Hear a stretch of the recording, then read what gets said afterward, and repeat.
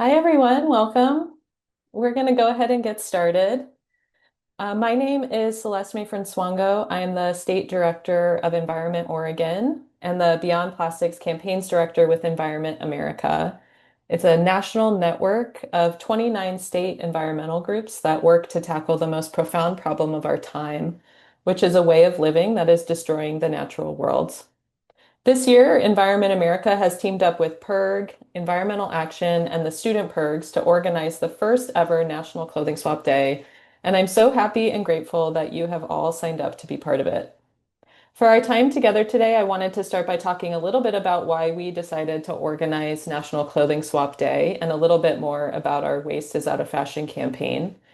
Then spend some time walking through the steps for organizing a great event, and then open it up for questions and discussion. So please feel free to use the Q&A function or the chat to ask any questions that you have or share ideas throughout the presentation. I'd also love for anybody interested to introduce yourself in the chat. Make sure the chat is set to be received by everyone by selecting everyone in the drop-down menu. And just put your name and where you live, and anything you're excited about the clothing swap that you're organizing. Okay. So first, just a little bit of context. Why did we decide to organize National Clothing Swap Day? You can go to the next slide. The first reason is that clothing manufacturing is on the rise. In recent years, there's been an explosion in the production of clothing. And this has been driven in large part by the fast fashion industry that's hyper-focused on endlessly pumping out the next trend for cheap.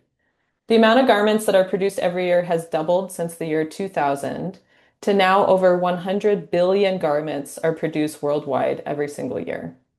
Even more shocking is that it's estimated that about 30% of the clothing that's produced every year will never be sold and never be worn, likely heading to the nearest landfill or incinerator. Next slide. The second reason is that clothing manufacturing is incredibly resource intensive. It takes a lot of resource to produce our clothing. The fashion industry is the second most water intensive industry in the world after agriculture, consuming around 79 billion cubic meters of water per year. That's enough to fill 32 million Olympic-sized swimming pools. And just to manufacture one cotton t-shirt takes 700 gallons of water, which is enough drinking water for one person for 900 days. But it's not just that cotton uses a lot of resources. Synthetic fibers like nylon, acrylic, spandex, and polyester are made from fossil fuels. And every year it takes 342 million barrels of oil to manufacture synthetic fibers used for clothing, which is nearly 1.5% of global oil consumption. So it takes a lot of resources to make the fibers to make our clothing, but increasingly the clothing that's being manufactured just isn't built to last. Fast fashion companies are increasingly making clothes that are disposable, and it's leading to a huge waste problem. Next slide. The third reason we're organizing National Clothing Swap Day is that we waste a lot of clothing in the United States. In the US, we generate enough textile waste to fill the Mall of America, which is the biggest mall in the country, every 6 days. Next slide. So all of the clothing that Americans are throwing out, where do they go? According to the Environmental Protection Agency, 66% of textile waste gets sent to landfill, 18% gets sent to incinerators, and about 15% are recycled. Next slide. Here's a graph from the EPA that shows this data in a different way, but I wanted to include it because it shows the growth of this waste stream over time, which I think is pretty stark. And this cycle of waste means that the resource-intensive process of manufacturing our clothing has to happen again and again and again to make new clothing. Next slide. And all of this really adds up to the clothing industry having a big negative impact on the environment. It's estimated that the fashion industry is responsible for 20% of global water waste through the dyeing and processing of clothing. It's also estimated that the fashion industry is responsible for roughly 35% of the microplastics found polluting our oceans, again, from the manufacturing, use, and disposal of synthetic clothing. And it's estimated that the fashion industry is responsible for roughly 10% of global climate pollution. Next slide. But of course, the clothing industry doesn't carry all the blame. American consumers are buying more clothing than ever before, and frankly, more clothing than we need. The average consumer buys 60% more clothes than they did at the beginning of the 20th century or 21st century, keeps them for roughly half as long, and throws away an estimated 80 pounds of clothes each year. Next slide. Retail shopping and consuming increases dramatically during the holidays, which I think we've all experienced. There's just a lot of pressure to buy a lot of new stuff during the holiday season, including clothing. Stressful crowds, pressure on our pocketbooks, and steep costs to the environment. But it really doesn't have to be this way. And we're hoping that National Clothing Swap Day will give people an alternative. The idea is simple. People give clothes that they don't wear anymore a second life by swapping them with family, friends, and other people in their community. Clothing swaps have become popular in recent years, not just because they're a fun way to find new things and save money, but also because people are increasingly concerned about the environmental impact of clothing production. And clothing swaps are just a fun, free way to keep our clothes in use for longer, reduce waste, and also opt out of the idea that we always need to be buying more and more new stuff, a pressure a lot of us feel during the holidays. And these events are just a really great way to share resources with our friends and neighbors. Next slide. So we're really excited that you all are interested in participating in National Clothing Swap Day and organizing an event. And so we want to make sure that you have everything you need to make your events a success. So I wanted to run through some of the basics on how to organize your clothing swap. And then I wanted to just share an example of the event that I'm organizing here in Portland, to give you a sense of what these events look like. And then we can open it up for questions. Okay, next slide. Okay, so the first thing you should do is figure out a location for your event. So if you're inviting friends and family, you could host it at your house or at a friend's house. If you're interested in doing one for your larger community, you could ask your local coffee shop, library, or community center if you can use their space. We've also hosted swaps at houses of worship, breweries, and other places where people gather. And ideally, you can use the space for free. And then just keep in mind that whatever location you choose should be able to fit tables or clothing racks, so that people have space to look through the clothing. And it's total bonus if you have a private area for people to try on clothes as well. All right, so think through the location that you want to hold your event. Next slide. All right, so the second step is you want to figure out the details for your event. So first thing is you want to pick a date and time. Of course, we're hoping that you'll organize events on Saturday, December 6th, which is National Clothing Swap Day. But if you really can't do it that day, that's totally fine. And you can organize a clothing swap on a day that works for you. And then there's really no hard and fast rule for when during the day these events take place. And honestly, it really depends on who you're inviting. So if you want your event to be geared more towards kids, mid-morning is probably a safe bet. If you're organizing an event for college students, evening time will probably work the best. But just choose a time that you think would work for the people that you want to be inviting. My other tip here is that you want to make sure that you're building in the time for setup beforehand and then clean up afterwards, which is especially important if you're doing your event in a public place. So if you are renting out a space, make sure that you build in those time buffers before and after the event. And then these events can be as short or as long as you'd like. I've run clothing swap events that are an hour and a half. I've run some that are 2 hours. It's really up to you, how long you want your event to be. The other thing that you should be thinking through is if your event is free to enter, if you want to charge like a small cost for entry to help cover the costs of refreshments or other things. Or I've seen some clothing swaps set up as a fundraiser for a local nonprofit, or also connecting it to some kind of donation drive, like a food donation drive or something like that. So just think through how you want to set it up, and it's totally up to you. There's no right or wrong way to do it. Okay, next slide. The third step is to clarify the rules. So it can be helpful to set limits to the amount of items that people can bring to a clothing swap and take home. Usually it's a 1-to-1 ratio, right? So, people can bring up to 5 items and then take up to 5 items home. And then it really is important that everyone who attends the event brings something in order for the event to be successful.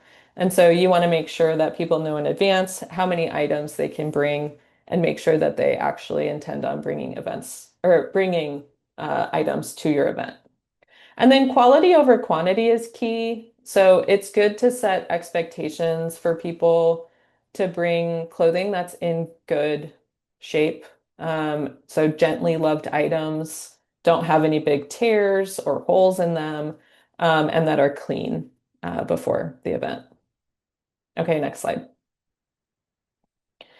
The next step is gathering your supplies. So things to think through are having refreshments if you'd like. So you should plan how many refreshments you want based on how many people are planning to come. You should think through the setup for the clothing. So, are you thinking the clothes will be folded on tables or are they going to be hung on clothing racks? If you don't own a clothing rack, my tip is that for some of the clothing swaps that I've organized, I'm part of my local Buy Nothing group on Facebook. And I just put a call out and asked if anybody had a clothing rack that I could borrow for an event. And I had 2 people loan me a clothing rack just for that event, and then I return them afterwards. So that's my tip. Look on Facebook Marketplace or on your local Buy Nothing group and see if anybody has any of the materials you need. And then if you are going to have clothing racks, the other thing to think about is making sure that you have hangers to actually hang clothes on the clothing rack. So that can be another thing that you can ask for your local Buy Nothing group if folks have hangers that you could either have or borrow, or you could also ask the people who are coming to your swap to bring their clothing on hangers. So either one is recommended.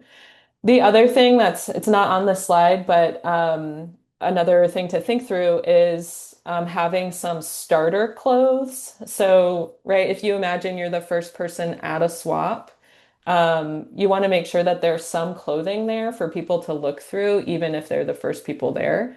And so what we've done in the past is like do like a mini clothing donation drive ahead of time or ask friends and family to donate clothing so that you do have some starter clothing for when people arrive at the swap. I've also worked with local organizations that regularly hold clothing swaps or clothing drives, and they've donated some clothing to the event as well. So just think through if there's other ways that you could get some clothing there. So there's some there when folks start arriving. And then, not every space is going to have a private bathroom for people to try on clothes. And that honestly, that's totally okay. But if you think it's important to have that for folks, you could also think about bringing a full-length mirror and curtains to use as partitions to just give people in the space an opportunity to try clothing on. So just think through all of the supplies that you'll need for your event um, ahead of time. Okay, next slide. The next thing you'll want to do is recruit volunteers. There's a lot of moving pieces to these events, and there's lots of things that people can do to help you make your event successful. And so here are just some ideas for what you could have volunteers do. The first thing is, just help you organize the event from the ground up. So put your heads together to figure out, where should we have the event? Who should we invite? Have them help create the flyer for the event, et cetera. So actually just having volunteers help you at the very beginning of organizing your event. The second is have volunteers recruit people to come to the event, recruiting their friends and family and community to join. The more people that are out there kind of spreading the word about the event, the more people will actually show up for your event. You could have a volunteer bring snacks or drinks or supplies. You could also have a volunteer call through local businesses and see if you could get any of those things donated for your event. So that's a really good thing to have people do. Have a volunteer come and help you set up. During the event, a volunteer can organize and fold clothing to make sure that it stays orderly, even though people are kind of looking through the clothing. That's a really important task for people. And then typically in my experience, you'll end up, especially if you have a lot of starter clothes, you'll end up with clothing at the end of the event. And so you'll have to make a plan for what you want to do with that clothing. You could save it for a future clothing swap, or you could also find like a shelter or school or some other kind of local group that takes clothing donations. And you could have a volunteer be in charge of taking leftover clothing to a donation site as well. So those are just some ideas. There's, of course, lots of other ways that people can be involved and help you make your event a success, but these are just some ideas to get you going. All right, next slide. Okay, so you want to market your event. That's a really important part of holding an event is making sure that people actually show up. And I put together just some template materials for people that you can find here. I just put the link in the chat. I'll also email everybody the recording and all of the resources that I'm sharing in the chat as well. But these are just some basic marketing materials that you can feel free to use as you're organizing your event. It includes like things to include on an event page, like on an Eventbrite or another free site, um, and some template flyers and other marketing materials. But you want to make sure that you're actually inviting people to attend your event. And of course, it'll differ based on the audience that you're working to get to your event. So the rule of thumb is that you should try to send out invitations 2 weeks before and then be following up with reminders. 2 weeks before is this Saturday, if you're part of National Clothing Swap Day. So time is of the essence to get all the details for your event figured out. If you don't have them figured out, of course, you can invite people closer to the event. But 2 weeks gives people a chance to really get ready for the event, and put it in their plan. Recommend posting on social media. You can use Canva, which is a free kind of graphic design tool to create a cute graphic. I also included some template materials that you can use in the material list. So feel free to make copies of that and make them for your event, or make other graphics. But those are the things you can share on social media, and they should have all of your event details there, so people are seeing it and kind of building a buzz online. You can also take those flyers and hang them up in your community. Usually like libraries, coffee shops, nearby universities will let you put up flyers. So that's a really good way for people to see it. A lot of people are looking for community events to attend in those places. So definitely want to get flyers up. And then I do recommend that you try to get people to actually register for the event. So you can use, like I mentioned before, you can use like an Eventbrite or Facebook, or there's lots of other websites for creating events. But having people register helps because it'll give you a chance to see how many people are planning to come so you can plan around it. And then it also allows you to send out emails with more instructions about what people should bring and not bring, etc. So do definitely set it up so that people can register. Okay, next slide. So I thought it'd be helpful to hear an example of the event that I'm organizing here in Portland, Oregon, for National Clothing Swap Day. So I'm doing a winter clothing swap at Wonderwood Springs, which is a really fun cafe and community gathering space in North Portland, that's owned and run by local Portland artist Mike Bennett. And he designed this flyer, which I love. Um, so we did a back to school clothing swap with Wonderwood Springs in August, and then we decided to do one together for National Clothing Swap Day as well. So we decided the back to school clothing swap that we held in August was just for kids, of course. But we decided to make this swap open to everybody. So not just for kids, but also for adults, and focus on winter clothing specifically.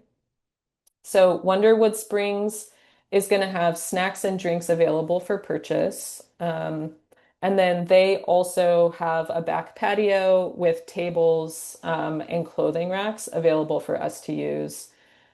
We won't really have a place for people to try on clothes, but we think that's okay.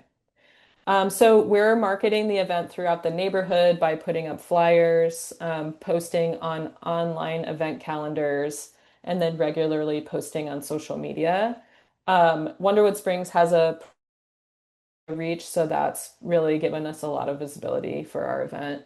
Um, I'm also inviting friends and family, and local community groups, and also the parents of kids who go to the nearby schools.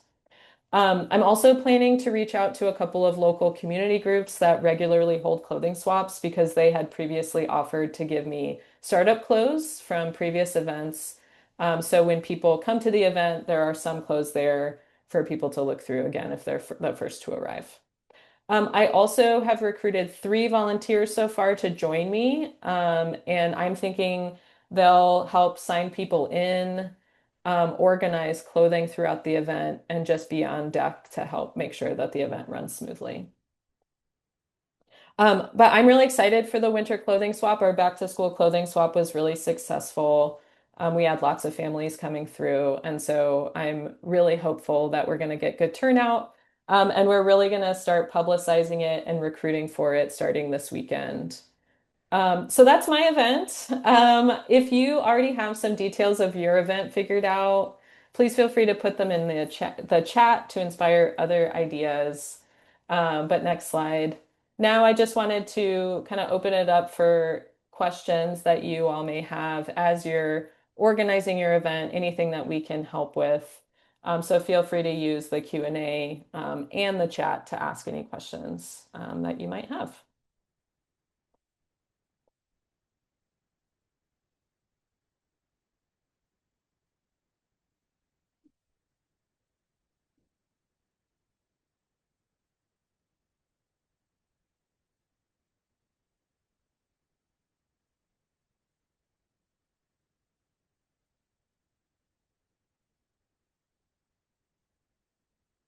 Okay, so we got a question from Rachel. What are some examples of other themes besides winter clothing? Um, so yeah, great question. It can really be whatever you want it to be. So we have done what are called sip and swaps.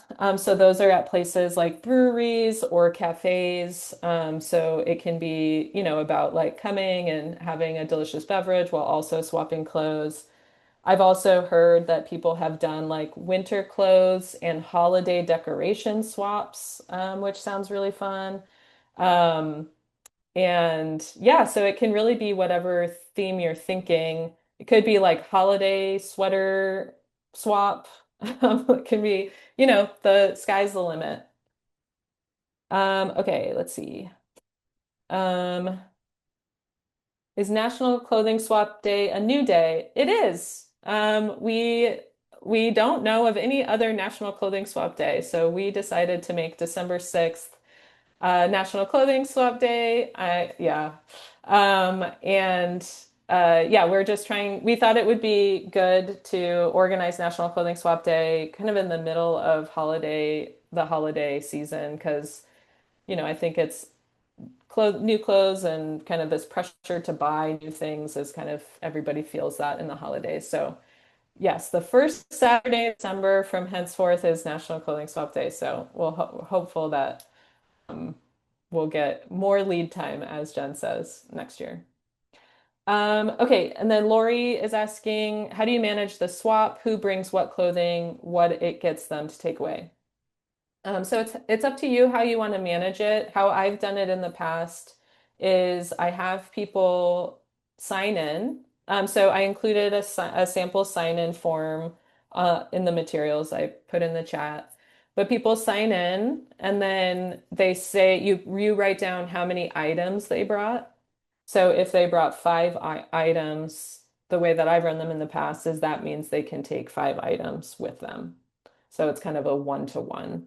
Um, so that's how I've managed that in the past as and then so as they're leaving, you count the clothes and then they can take up to five. Um, I'm sure there's probably other ways to do that, but that's how we've done it in the past. Okay. Other questions?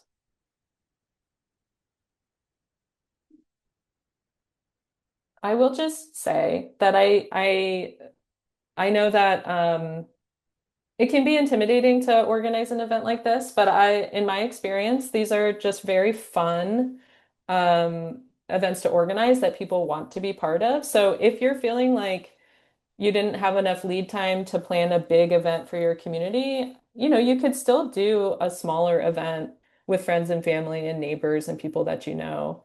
And then it would still have a really big impact and be helpful to just participate in National Clothing Swap Day. Um, but yeah, these are just really fun events and people are really into them. And I found like my favorite hoodie at a clothing swap, so I'm a true believer. All right. We got another question from Prabitha. How do you plan on taking the leftover clothes to a donation site? Any ideas for that? Great question. For the events that I've held, I've called through local shelters here in Portland to see what the needs were. And some of them don't take kids' clothing, for example. For our back to school clothing swap, we had only kids' clothing. So I had to call and find a donation site or shelter that actually needed and wanted kids' clothes. And I did that in advance so that I had a plan for all of the clothing ahead of time. Um, there is a lot of need for clothing donations. I, you could take them to a place like Goodwill, but I think better to find a local shelter who needs the donations directly. Um,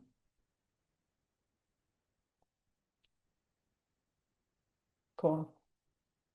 All right, Jen says, cool idea. I did this a while back at my work. For next year, I would love to work with my kids' elementary school to have different sizes in different classrooms. So there is lots of space. Yeah, great idea. I definitely think schools are a great partner for clothing swaps. Other ideas or questions that people have?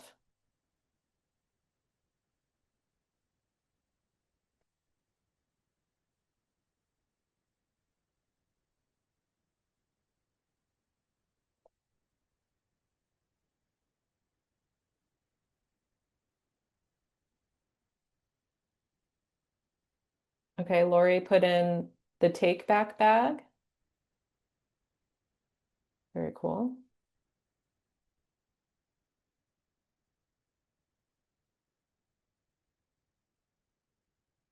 Have you considered a swap where people in need can come without any items and take items? Um, we haven't done that. Our organization, I do at the back to school swap, we had a couple people who showed up who didn't have anything. And I, of course, let them come in and find items that they needed. So it's totally your discretion, totally up to you how you want to organize things. Really, I mean, I think that's a great idea if you want to organize a swap that way, where you take a bunch of clothing donations and just have people come and take what they need. I do think that like the idea of a swap is really about like sharing the resources that we have, right? We all have a lot and not all of us, but many of us have more than we need. And so this is just an opportunity for us to kind of rethink our relationship with our stuff. And instead of always feeling like we need to buy new stuff and throw away what we have, this is just an opportunity for us to kind of share our resources with friends and neighbors. And so if that's the way that you want to organize your swap, then I would definitely encourage you to do that. Cool. Um, we're doing one at an assisted living center. That is fantastic. That's great, Janet.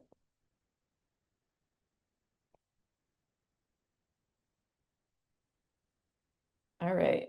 Any other thoughts or questions?